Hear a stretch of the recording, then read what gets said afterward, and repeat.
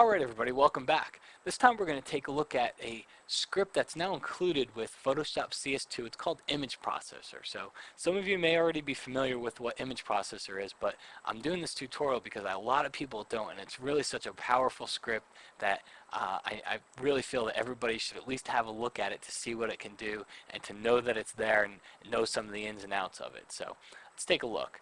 First of all, Image Processor is a script that in a nutshell, allows you to process images. Now, it kind of sounds silly, it's self-explanatory, but what it allows you to do is, let's say you're a photographer and you've got a camera card full of raw images. Now, you don't want to have to open up each one of those raw images just to save them off as another file type. Maybe you want to save them off as a TIFF file or a JPEG for a website to send them off to a printer, whatever. You don't want to have to open up each one. Well, in Photoshop CS2, you can actually open multiple raw images in Camera Raw. In Photoshop CS, you actually have to open them up one by one, but in CS2, you can open up multiple images, but you still got to go through the hassle of saving them all off. You can create an action to do it, but there's a few issues there. Image Processor handles it like a champ, so let's take a look at how we can use it. First off, let's see how you get to Image Processor. Here I'm going to choose File, Scripts, and I'm going to choose Image Processor, and I'm in Photoshop. It's going to pop open the Image Processor window, and it's conveniently labeled. You've got 4 steps in here, so 1, 2, 3, 4, and it walks you through each one basically step by step. So the first step is select what images you want to process. Well, I'm going to select a folder of images, and it's on my computer in my C drive, and it's called Image Processor. Now click on OK. Now you've got an option under here. You can say open first image to apply settings, and this comes in handy if, let's say, you have a bunch of images that might be plagued by the same exposure problem or just about anything like that that you want to actually apply a setting to first. You can open up those images. You can have Image Processor open the image so you can make that setting.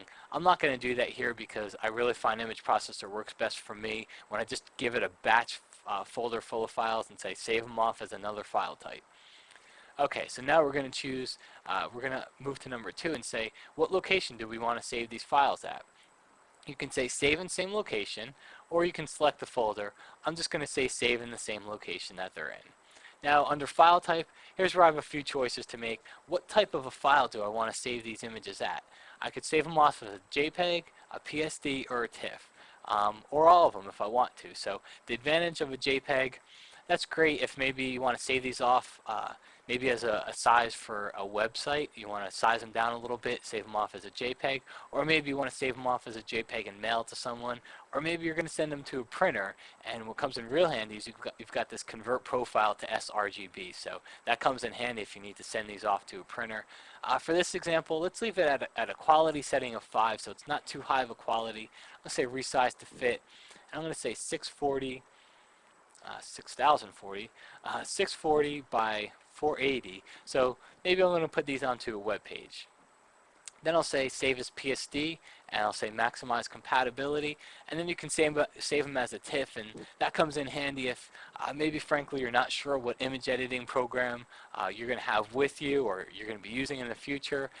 You're for some reason maybe don't trust the proprietary PSD format. You can save them off as an uncompressed TIFF file, so that way you still get the advantages of a very compatible file, but you're not losing any image quality by compressing it. Alright, and then the last step here is we can choose under preferences, we can say I want to run an action with this image processor. So again, it goes back to that. Let's say you've got a whole card full of images and you shot them in the same lighting and they all suffer from the same exposure problem, maybe a slight noise problem. Maybe they all need to be sharpened, and you have a great sharpening technique or an action that you've already created, and you just want to run that action on your file. So that's where you can do that. You can say run an action on all these. It'll do it behind the scenes. You don't have to do anything.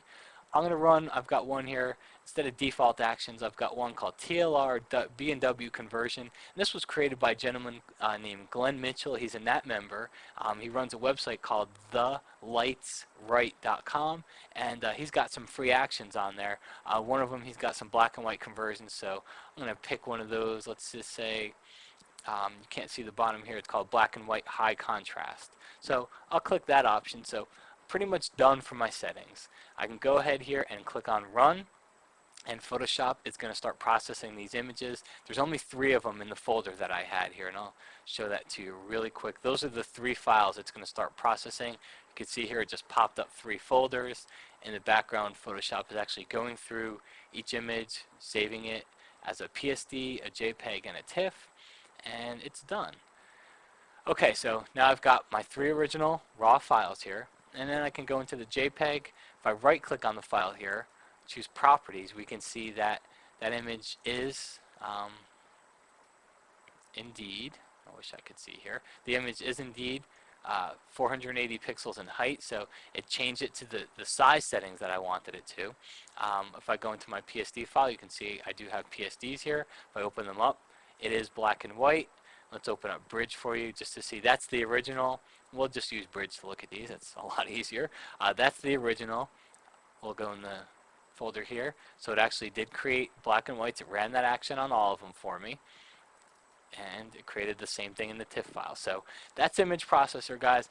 Really powerful script here. It comes in Photoshop CS2 for you. It's built in. You don't have to download any special plugins. And the nice thing about it, I forgot to mention this, it's also in Bridge. So if it's under the Tools menu, choose Photoshop, Image Processor, and it opens up that same window. But the nice part about this is you can say process files from Bridge. So if I select a bunch of files in Bridge, I can run Image Processor from Bridge, and it runs it on those selected files. So that's it for this time. Hope you guys enjoyed, and we'll see you again next time. Thanks.